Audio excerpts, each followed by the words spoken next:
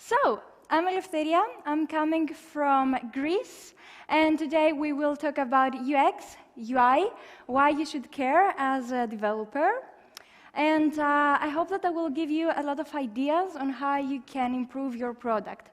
Because maybe you already work in a company, and maybe you have designers, maybe you're in a startup and you don't have designers, maybe you are doing your own product, maybe you have a cool idea, maybe you're perfect at coding, but not so good at design.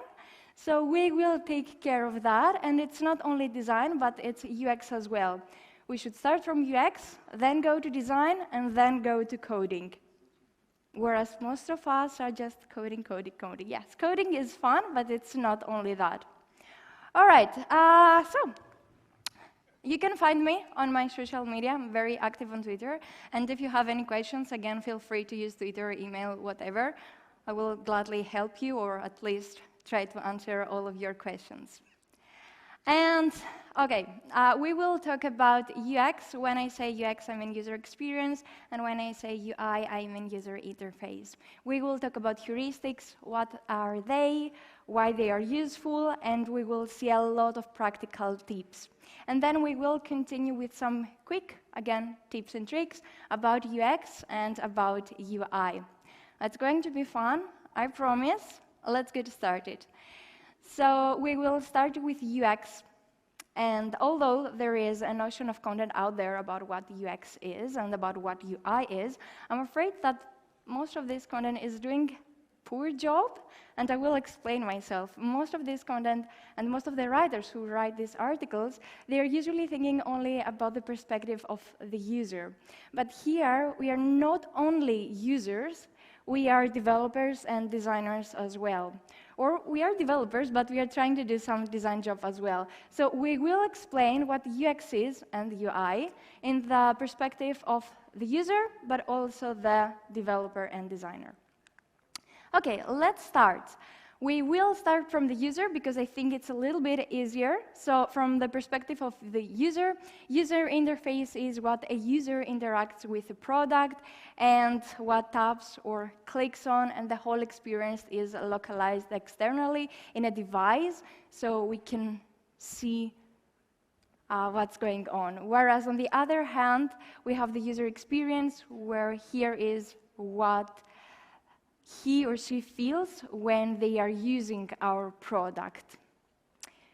We will talk about that in a bit as well, but now let's continue with the designers or the developers' perspective, and I will start with an analogy. And I have this big icicle here. We can see the tip of the icicle even we are very, very far away. And that's UI. We can always see a product, but we don't see what's going on underneath it, and that's what UX is.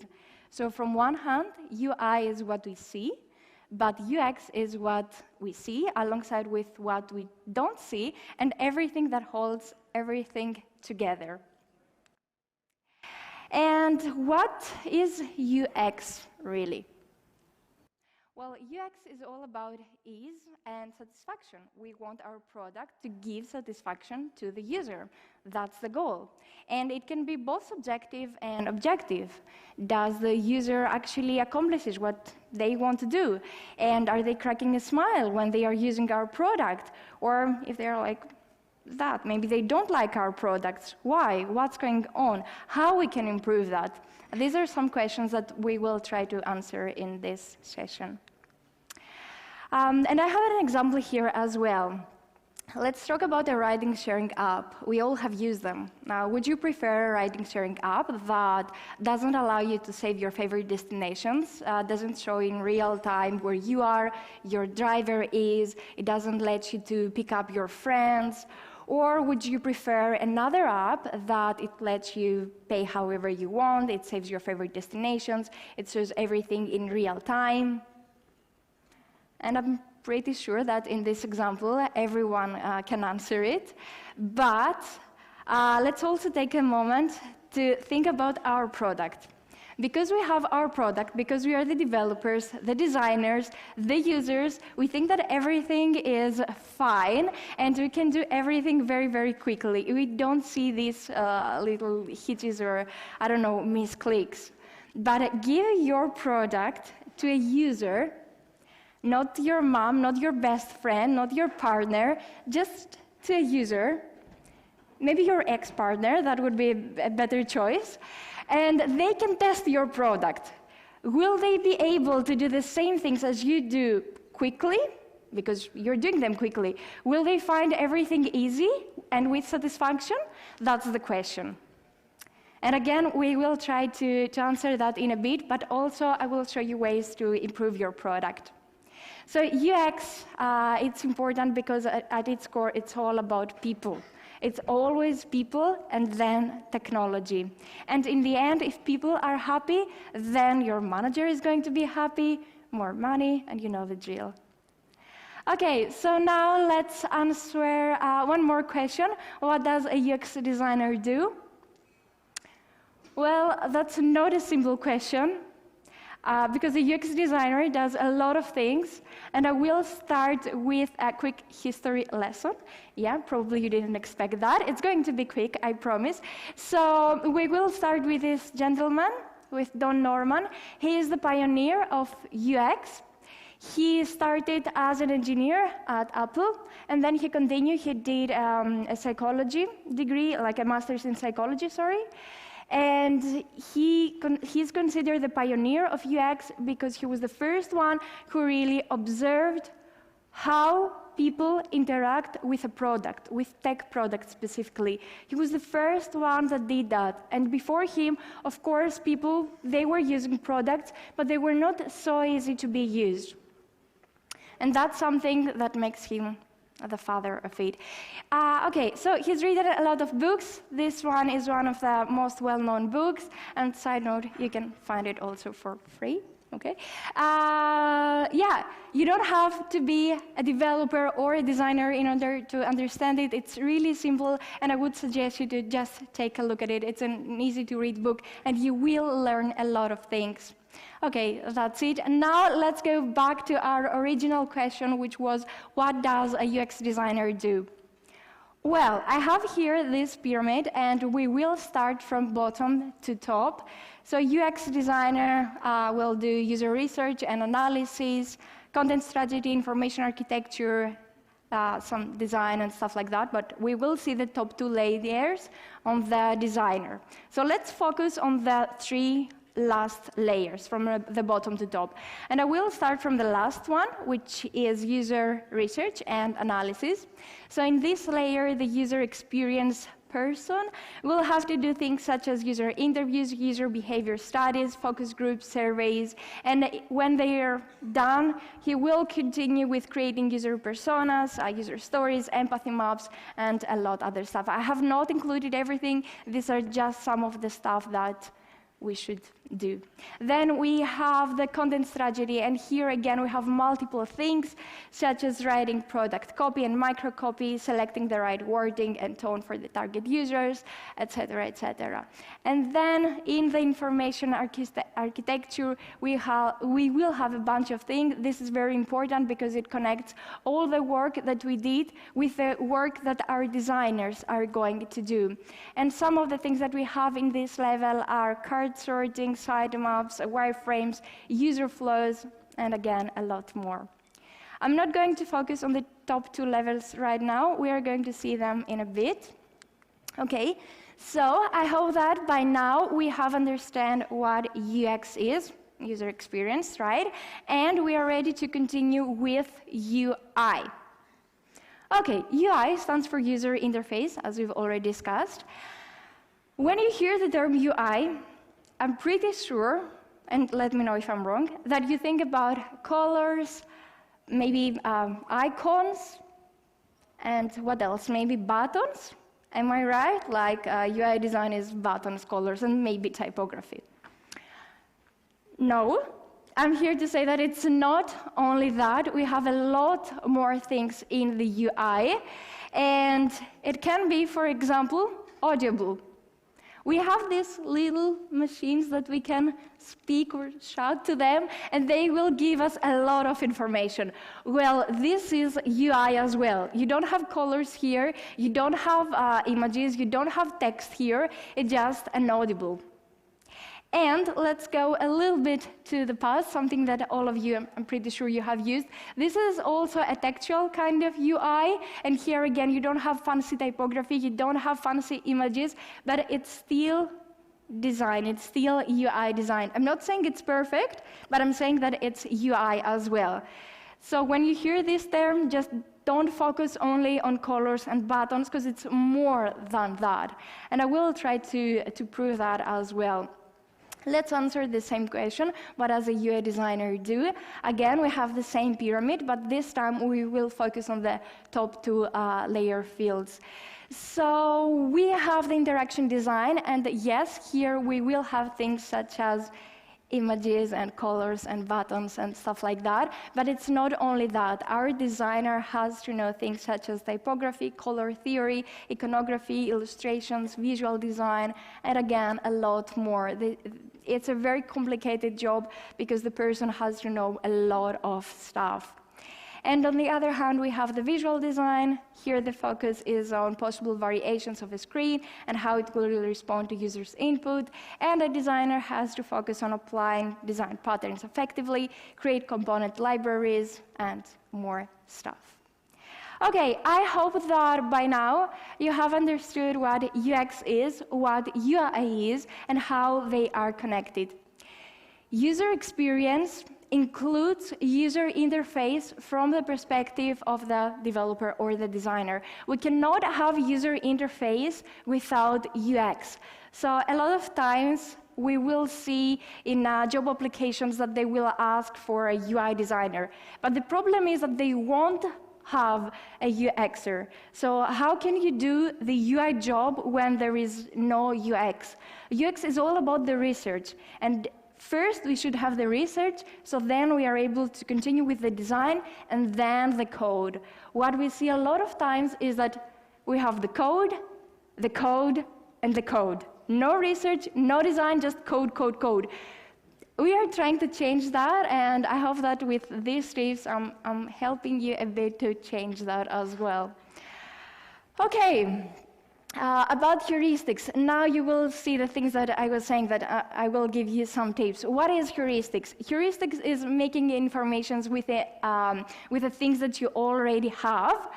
And although there are numerous heuristics, we are only going to focus on some of them. You can see them in the third column. And okay, we have the 10 usability heuristics. Think of the heuristics such as 10 tips. These tips by no means are coming from me. These tips were manifested in 1995 by Jakob, Nielson, and Don Norman. And yeah, these are the pioneers of UX and UI, so we should be following them. Let's see those tips. Tip number 1, visibility of system status. And let's start with an example. Imagine opening up your phone. Like the first thing that you see on your phone as the screen lights is time, notifications, maybe emails, the time, the date, signal, everything. Now, let's take a step back. How would you feel if you didn't see all of these things? Would you feel kind of naked, right? So give your users the things that they want to see. If they should see something, put it out there. Show that thing. Don't hold information about yourself. Make it visible. This is tip number 1. Now, tip number 2 is match between the system and the real world. People presume how your product is going to look like or how they should use it based on the information that they already have. And people use 90% of their time, maybe 95% of their time, using other apps or products. So they just have 5 to 10% of your app. Don't try to make it very different. That won't work because your users are going to get confused. And for example, we have here the skeuomorphism design. This means when we are trying to match real things with, let's say, icons. And again here, as I saw in the image, we have things such as beans, bin, a compass, a folder. These are things that they look in real life like that, and we take them and we apply them to our products. Maybe you could write something similar for your product as well. It could be a nice idea. Okay, let's continue with our third tip, which is user control and freedom. Either we want it or not, our users will make mistakes, okay? We think that we have the perfect product. Yes, maybe we do. And yeah, our users are not, you know, sometimes we call them stupid. I know that's not very polite, but we do it. Okay, our users are not that, but sometimes they will misclick something or they will be in a hurry, so they will make some mistakes. Always have a clear emergency exit. That could be an undo button, a restore functionality, an undo, a back button, something like that, but always have that. Again, don't presume that your app is perfect, because maybe it is, but your user doesn't already know that, so they need some time. Give them the time they need. And let's go to the fourth tip, which is consistency and standards. This is one of my favorites. I have two favorites, but this one is one of my favorites. So just because something is different, it doesn't mean it's useful. We already said that it's okay sometimes to do what other people are doing, because as we said, 90% of our users' time, they are already using another product, so they already know how to use it. Don't try to change everything at the same time. Go step by step. All right, and let's go to the error prevention, our fifth tip. Here we have two types of errors. We have the sleeps and we have the mistakes. The sleeps are the errors that our users are going to do just because they are in a hurry, maybe they didn't pay attention, and we already said the solution to that problem. We should have the emergency exit or something similar. But now let's go into the second category, which is the actual mistakes. Here the problem is on us, not on our users. It means that we didn't think of something very clear, and that's why our users are doing mistakes. It means that our users haven't understood how to do something, and again, that goes back to us. We should take that thing that's not working as we should, and we should go back to our team, discuss it, have some meetings, and try to find a solution. Okay, let's go to tip number 6, which is recognition rather than the recall. Always go for recognition. And I have here an example. It's coming from Coursera, because I think that they are doing a great job in that field.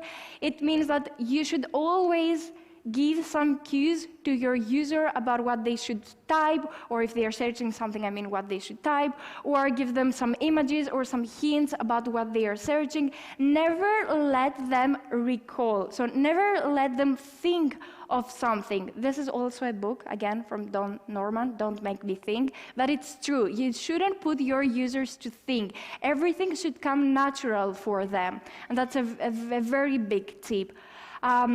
I'm sure that you know you can do some things like when you have dates, for example, you can use the input dates. When you have numbers, you could do something similar.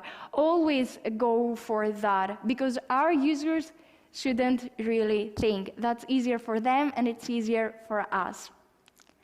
Let's go to the 7th tip, which is flexibility of use.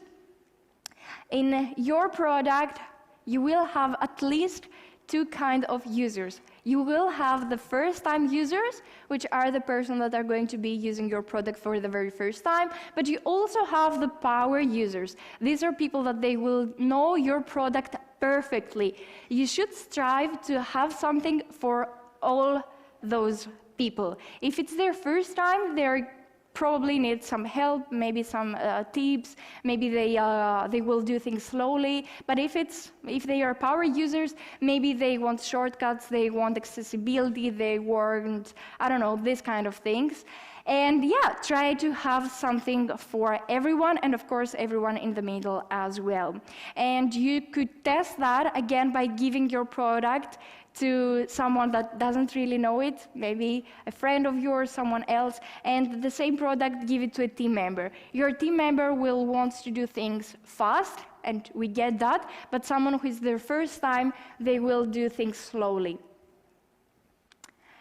Okay, and let's go to tip number 8. This is the second favorite tip of mine. It's aesthetic and minimal design. People. Always go for the aesthetical design and the minimal design. It's really, really important. Part of my job is actually to looking at websites, and I have seen so many weird stuff. No, if you're not sure about what you're doing, just go for the simple version. And if I could give here 2 more tips, I would say, first one, go with white color. Always choose white color. It will help you a ton, trust me.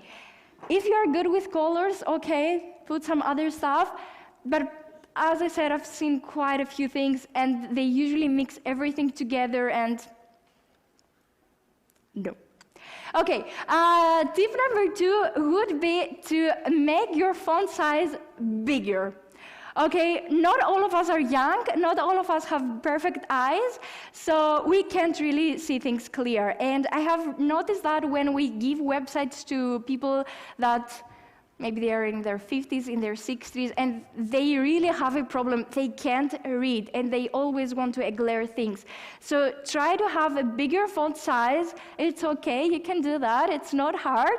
And yeah, with these 2 tips, trust me, your website is going to be 10 times better.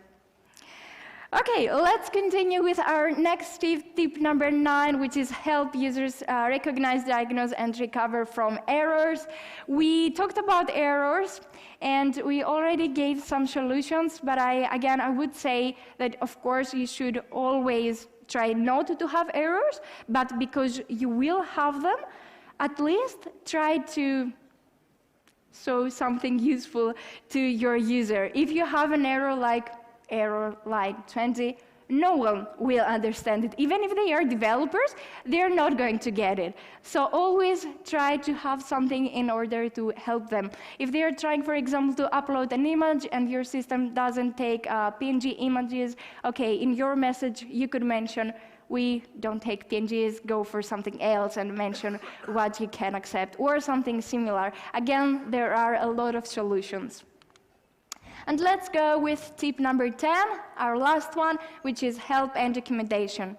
You should always strive to have a perfect product, but because it's not doable, some people will need help. And I have an example here, it's from Trello, but there are other sites as well, such as Slack, Discord, that they are doing an excellent job as well. In your documentation, we don't need something big, so go for something small, maybe some tips here and there, and always use a simple language. That's also quite important. All right, these were our 10 tips, but we are not done. We have some small practical tips as well. We will first talk a bit about UX and some good practices. Let's start. So, don't assume you know what users want. No, you don't, and that's why you should have real users. So, a common question that I get here is, okay, where do I find users? There are at least 2 solutions here. First, you could go to your company and you could ask people. Not people that they are working in the same team as you are, or not people that you are working on the same product, because they will know it very well, so you can't trust them. But you could go maybe to the HR department or another department and ask them if they can use your product so they can give you feedback. If they do that, don't just wait for them to use your product, but observe them. That's the key word here. Really observe them. Look at their face, look at their body language, how they are standing, they are smiling, they are not smiling, what's going on. It's more important to observe them than listen to what they are saying. And the other solution is, of course, to find some paid users. And there are many platforms out there that they can offer you paid users, and you can specify if, like a lot of stuff, like if you want man, woman, something else, their age, demographics, and stuff like that. So it's not really difficult to find users. The other one is don't follow the hippo at the room, and hippo stands for the highest paid person's opinion. Okay. Yes, your boss is paying you, but he's not paying you to hear what they want your opinion. So do that. Go with your opinion. Always do that. The next thing is do make the time and effort for user research. It's quite crucial. Don't just create a list of methods to check off. It's not a to-do list.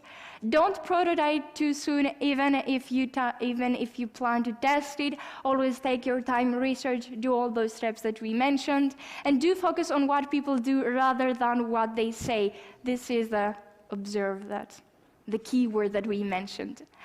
If you can only do one thing, do conduct user testing, and don't overlook existing insights from customer care representatives.